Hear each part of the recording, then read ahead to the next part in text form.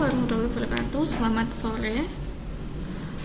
Perkenalkan, nama saya Kiki Fadilah, NIM 131200032 dari jurusan Sistem Informasi Universitas Semarang. Kali ini saya akan menjelaskan tentang arsitektur enterprise dari sudut pandang tugas. Sebelum kita mempelajari lebih jauh tentang apa itu arsitektur enterprise, sebaiknya saya akan menjelaskan dulu apa itu sistem informasi enterprise.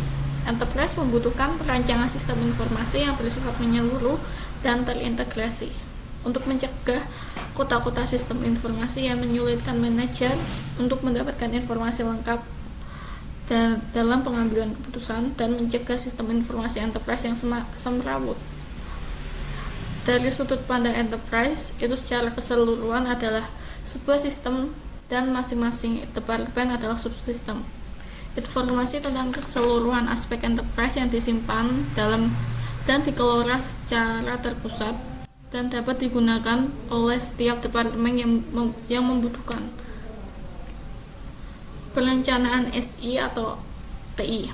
Setiap enterprise memerlukan SI atau TI untuk membantu kelancaran proses bisnisnya yang bersifat komprehensif atau menyeluruh dan terintegrasi. Ini adalah contoh SI yang terkotak-kotak. Dan ini adalah tradisional informasi sistem atau sistem informasi. Berikut adalah gambar SI yang sudah terintegrasi, yaitu terpusat ke database. Selanjutnya saya akan membahas tentang penyusunan arsitektur enterprise. Setiap enterprise, baik itu profit maupun non-profit, itu sangat membutuhkan penyusunan arsitektur enterprise. Arsitektur enterprise sendiri itu berupa blueprint untuk rencana induk sistem informasi. Itu dipergunakan sebagai contoh bagi organisasi dalam membangun sistem-sistem informasinya secara terencana, terarah, efisien, dan terjadwal. Berikut adalah perencanaan arsitektur enterprise. Ada arsitektur bisnis, data atau informasi, aplikasi, dan arsitektur teknologi. Perancangan arsitektur enterprise sendiri itu berisikan rincian bisnis, informasi, aplikasi, dan teknologi yang diperlukan enterprise pada saat ini dan masa depan. Selanjutnya kita akan membahas tentang perencanaan arsitektur enterprise di arsitektur bisnis, yaitu untuk mendefinisikan proses bisnis, menyediakan pengetahuan tentang enterprise secara konsisten, komprehensif, serta lengkap, lalu menyediakan dokumentasi tentang di mana posisi perusahaan berada saat ini dan di mana posisi perusahaan pada masa mendatang. Lalu yang terakhir adalah untuk mendefinisikan dan mendeskripsikan setiap unit organisasi dan fungsi bisnisnya. Kedua, ada arsitektur data atau informasi, yaitu untuk mendefinisikan struktur informasi yang penting bagi organisasi dalam menjalankan bisnisnya. Arsitektur data atau informasi ini berupa entitas data dan hubungan antar entitas. Entitas itu bisa dari orang, tempat, konsep, benda, ataupun kejadian yang memiliki arti atau informasi dalam konteks bisnis. Entitas juga terkait dengan penyimpanan data, memiliki atribut yang menjadi ciri khas entitas sendiri, dan entitas itu memiliki relasi antar entitas yang lain. Selanjutnya adalah arsitektur aplikasi. Arsitektur aplikasi sendiri itu mendefinisikan jenis-jenis aplikasi utama yang dibutuhkan untuk mengelola data dan informasi untuk mendukung fungsi bisnis enterprise, bukan berupa rancangan aplikasi sistem ataupun hasil analisis kebutuhan. Hanya mendefinisikan aplikasi tersebut.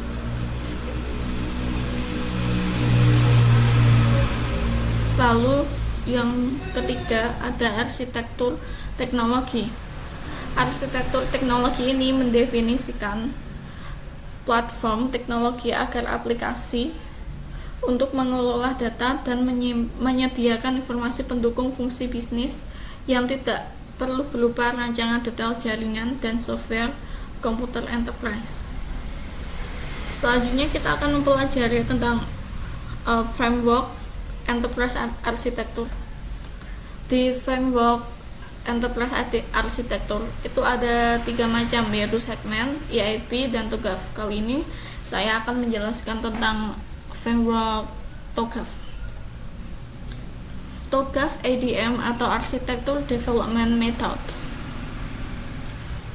Sebelum kita belajar lebih jauh tentang apa itu TOGAF ADM, kita akan membahas tentang awal terbentuknya TOGAF ADM tersebut. The Open Group Architecture Framework atau yang disingkat TOGAF itu merupakan kerangka kerja dan metode untuk pengembangan arsitektur perusahaan. Awal mula diadopsinya itu dari Technical Architecture for Information Management atau disingkat TEFIM di Departemen Pertahanan Amerika Serikat pada tahun 1990-an. Dan pada tahun 1995 itu diperkenalkan spesifikasi TOGAF yang pertama. TOGAF Architecture Development Method atau IDM itu merupakan metode detail mengenai bagaimana membangun, mengelola, dan mengimplementasikan arsitektur enterprise dan sistem informasi. IDM merupakan metode generik yang berisi sekumpulan aktivitas yang merepresentasikan progresi dari setiap fase IDM dan model arsitektur yang digunakan serta dibuat selama tahap pengembangan arsitektur enterprise. Inti dari IDM adalah pengelolaan kebutuhan di mana kebutuhan bisnis, sistem informasi, dan arsitektur teknologi selalu diselaraskan dengan sasaran dan kebutuhan bisnis. Selanjutnya, TOGAF sendiri membagi arsitektur enterprise ke dalam 4 kategori, yaitu pertama saya akan membahas arsitektur vision. Kategori yang pertama ini adalah untuk menciptakan keseragaman pandangan mengenai pentingnya arsitektur enterprise untuk mencapai tujuan organisasi yang dirumuskan dalam bentuk strategi serta menentukan lingkup dari arsitektur yang akan dikembangkan. Pada tahap ini, berisikan pertanyaan-pertanyaan yang diajukan untuk mendapatkan arsitektur yang ideal. Kategori kedua adalah bisnis arsitektur. Di bisnis arsitektur ini menentukan model bisnis atau aktivitas bisnis yang diinginkan berdasarkan skenario bisnis. Pada tahap ini, tools dan metode umumnya untuk pemodelan seperti BPMN, IDEF, dan UML bisa digunakan untuk membangun model yang diperlukan. Kategori selanjutnya adalah informasi sistem arsitektur. Pada tahap ini lebih menekankan pada aktivitas bagaimana arsitektur sistem informasi itu dikembangkan. Pendefinisian arsitektur informasi dalam tahap ini meliputi arsitektur data dan aplikasi yang akan digunakan oleh organisasi. Arsitektur data lebih memfokus pada bagaimana data digunakan untuk kebutuhan fungsi bisnis, proses, dan layanan. Teknik yang digunakan itu antara lain IR diagram, kelas diagram, dan objek diagram. Dan kategori yang terakhir adalah teknologi arsitektur. Teknologi arsitektur ini untuk membangun arsitektur teknologi yang diinginkan, dimulai dari penentuan jenis kandidat teknologi yang diperlukan dengan menggunakan teknologi portofolio katalog yang meliputi perangkat lunak dan perangkat keras. Dalam tahap ini juga mempertimbangkan alternatif yang diperlukan dalam pemilihan teknologi. Teknik yang digunakan itu meliputi environment, and location diagram, network computing diagram, dan lain sebagainya. Setelah itu saya akan menjelaskan tentang fitur TOGAF ADM itu sendiri. Fiturnya itu kompleks dan syarat dengan model yang digunakan dalam proses pengembangan dan digunakan untuk perencanaan arsitektur enterprise, perancangan dan pengembangan serta pengelolaan arsitektur sistem organisasi. Ketiga itu bisa diasosiasikan dengan framework atau metode lain seperti segment framework. Terakhir bisa diasosiasikan dengan metode pengembangan sistem yang berorientasi objek seperti Rational Unified Process atau RUP, karena secara tidak langsung tahapan yang dapat digunakan di dalam TOGAF ADM ini bisa dimodelkan pada RUP.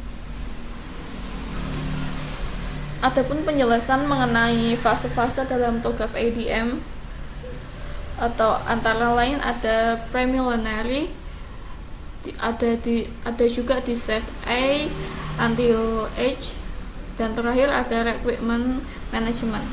Kita akan membahas satu-satu. Pertama ada preliminary phase. Di dalam fase ini mencakup aktivitas persiapan untuk menyusun kapabilitas arsitektur termasuk kustomisasi TOGAF dan mendefinisikan prinsip-prinsip arsitektur. Tujuan pada fase ini adalah untuk meyakinkan setiap orang yang terlibat di dalamnya bahwa pendekatan ini itu untuk mensukseskan proses arsitektur. Pada fase ini juga akan menspesifikasikan 5W1H, yaitu who, what, why, when, and where. Untuk what-nya itu adalah ruang lingkup dari usaha. Who adalah siapa yang akan memodelkannya atau siapa yang akan bertanggung jawab untuk mengerjakan arsitektur tersebut, di mana mereka akan dialokasikan dan bagaimana peranan mereka. Lalu selanjutnya adalah how. How itu bagaimana mengembangkan arsitektur enterprise, menentukan framework dan metode apa yang akan digunakan untuk menangkap informasi. Keempat adalah when. When itu kapan tanggal penyelesaian arsitektur. Dan terakhir adalah why. Why itu untuk mengapa arsitektur ini dibangun. Hal ini berhubungan dengan tujuan organisasi, yaitu bagaimana arsitektur dapat memenuhi tujuan organisasi tersebut. Fase kedua adalah PSA atau arsitektur vision. Fase ini adalah fase inisiasi dari siklus pengembangan arsitektur yang mencakup pendefinisian ruang lingkup, identifikasi stakeholder, penyusunan visi arsitektur, dan pengajuan persetujuan untuk memulai pengembangan arsitektur. Tujuan di fase ini adalah menjamin evolusi dari siklus pengembangan arsitektur, mensahkan prinsip bisnis, tujuan, dan pergerakan strategi organisasi. Ketiga, mendefinisikan ruang lingkup dan melakukan identifikasi serta memprioritaskan komponen dari arsitektur saat ini. Keempat itu ada mendefinisikan kebutuhan bisnis yang akan dicapai. Kelima, menghasilkan visi arsitektur yang menunjukkan respon terhadap kebutuhan dan batasannya. Langkah-langkah untuk yang dilakukan di fase arsitektur vision itu ada menentukan atau menetapkan proyek, mengidentifikasi tujuan dan pergerakan bisnis. Ketiga itu meninjau prinsip arsitektur termasuk prinsip bisnisnya. Keempat, mendefinisikan apa aja yang ada di dalam dan di luar ruang lingkup usaha saat ini, serta mendefinisikan batasan-batasan seperti waktu, jadwal, sumber daya, dan sebagainya. Selanjutnya adalah mengidentifikasi stakeholder, kebutuhan bisnis, dan visi arsitektur. Terakhir adalah untuk mengembangkan statement of architecture work. Selanjutnya adalah PSP, yaitu business architecture. Fase ini mencakup pengembangan arsitektur bisnis untuk mendukung visi arsitektur yang telah disepakati. Pada tahap ini, tools dan metode umum untuk pemodelan seperti Integrated Definition atau IDEF dan Unified Modeling Language atau UML yang bisa digunakan untuk membangun model yang diperlukan. Beberapa tujuan dari fase ini adalah untuk mengurangi deskripsi arsitektur bisnis biasa atau dasar, mengembangkan arsitektur bisnis tujuan, menguraikan strategi produk dan atau servis, serta aspek geografis, informasi, fungsional, dan organisasi dari lingkup bisnis yang berdasarkan pada prinsip bisnis, tujuan, dan penggerak strategi. Tujuan selanjutnya adalah menganalisis GIP atau gap antara arsitektur saat ini dan tujuan. Selanjutnya, untuk memilih titik pandang yang relevan yang memungkinkan arsitektur mendemokan bagaimana maksud stakeholder dapat dicapai dalam arsitektur bisnis. Selanjutnya, memilih tools dan teknik relevan yang akan digunakan dalam sudut pandang yang dipilih. Langkah-langkah yang dilakukan di fase ini itu ada beberapa. Pertama, mengembangkan deskripsi arsitektur, mengidentifikasi reference model, sudut pandang, dan tools. Selanjutnya, melengkapi arsitektur bisnis dan melakukan GIP, analisis, dan membuat laporan. Selanjutnya, saya akan membahas tentang PC atau fase keempat, atau di sini PC Information System Architecture. Pada tahap ini lebih menekankan pada aktivitas bagaimana arsitektur sistem informasi itu dikembangkan. Pendefinisian arsitektur sistem informasi dalam tahap ini meliputi arsitektur data dan arsitektur aplikasi yang digunakan oleh organisasi. Teknik yang bisa digunakan yaitu IR diagram, kelas diagram, dan objek diagram. Beberapa langkah yang diperlukan untuk membuat arsitektur data di fase ini yaitu mengembangkan deskripsi arsitektur data dasar, review dan validasi prinsip, reference model, sudut pandang, dan tools.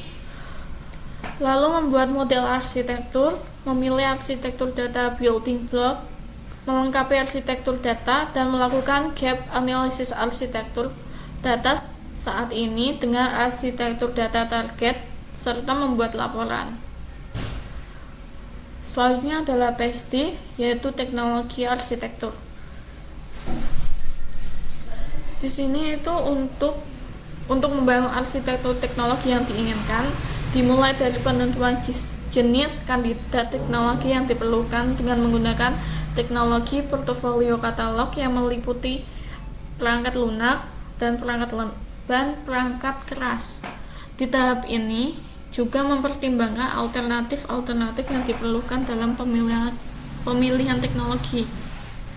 Langkah yang diperlukan untuk melakukan atau membuat arsitektur teknologi adalah membuat deskripsi dasar di dalam format OGAF, mempertimbangkan reference model arsitektur yang berbeda, sudut pandang, dan tools, membuat model arsitektur dari building block, memilih service portfolio yang diperlukan untuk setiap building block, mengkonfirmasi bahwa tujuan bisnis tercapai, menentukan kriteria pemilihan spesifikasi, melengkapi definisi arsitektur, serta melakukan gap analisa antara arsitektur teknologi saat ini dengan arsitektur teknologi target. Selanjutnya PSI itu Opportunities and Solutions. Pada tahap ini akan dievaluasi model yang telah dibangun untuk arsitektur saat ini dan tujuannya, mengidentifikasi proyek utama yang akan dilaksanakan untuk mengimplementasi arsitektur tujuan, dan klasifikasi ya sebagai pengembangan baru atau penggunaan kembali sistem yang sudah ada Dan pada fase ini juga akan direview gap analisa yang sudah dilaksanakan pada tahap sebelumnya atau di fase D. Tujuan fase ini antara lain mengevaluasi dan memilih pilihan implementasi yang diidentifikasikan dalam pengembangan arsitektur target yang bervariasi. Kedua, identifikasi parameter strategi untuk perubahan dan proyek yang akan dilaksanakan dalam pergerakan dari lingkungan saat ini ke tujuan, serta penafsiran ketergantungan, biaya, dan manfaat dari proyek-proyek yang bervariasi, serta menghasilkan sebuah implementasi keseluruhan dan strategi migrasi, serta sebuah rencana implementasi detail. Fase selanjutnya ada migration and planning. Pada fase ini akan dilakukan analisis resiko dan biaya. Tujuannya adalah untuk memilih proyek implementasi yang bervariasi untuk menjadi urutan prioritas. Aktivitas mencakup penafsiran ketergantungan, biaya, manfaat dari proyek migrasi yang bervariasi. Daftar prioritas yang akan berjalan untuk membentuk dasar dari perencanaan implementasi detail dan rencana migrasi. Fase selanjutnya adalah fase G, yaitu implementation governance. Di fase ini itu mencangkup pengawasan terhadap implementasi arsitektur. Tujuannya adalah untuk merumuskan rekomendasi dari setiap proyek implementasi. Kedua, membangun kontrak arsitektur untuk memerintah proyek development dan implementasi secara keseluruhan. Tujuan ketiga adalah melaksanakan fungsi pengawasan secara tepat selagi sistem sedang diimplementasi dan deploy. Keempat adalah menjamin kecocokan dengan arsitektur yang didefinisi oleh proyek implementasi dan proyek lainnya. Fase selanjutnya adalah fase H atau H, yaitu Architecture Change Management. Di fase ini itu mencangkup prosedur-prosedur untuk mengelola perubahan ke arsitektur yang baru. Pada fase ini juga akan diuraikan penggerak perubahan dan bagaimana memanajemen perubahan tersebut, dari pemeliharaan sampai perancangan kembali arsitektur. Pada proses ini akan secara khusus menyediakan monitoring yang berkelanjutan dari hal-hal seperti pengembangan teknologi baru dan perubahan dalam lingkungan bisnis, serta menentukan apakah untuk menganalisasi secara formal siklus evolusi arsitektur yang baru. Dan terakhir adalah requirement management, itu untuk menguji proses pengelolaan arsitektur requirement sepanjang siklus ADM itu berlangsung. Dan mendengarkan penjelasan saya tentang arsitektur enterprise dalam sudut pandang TOGAF itu sendiri. Terima kasih. Wassalamualaikum warahmatullahi wabarakatuh.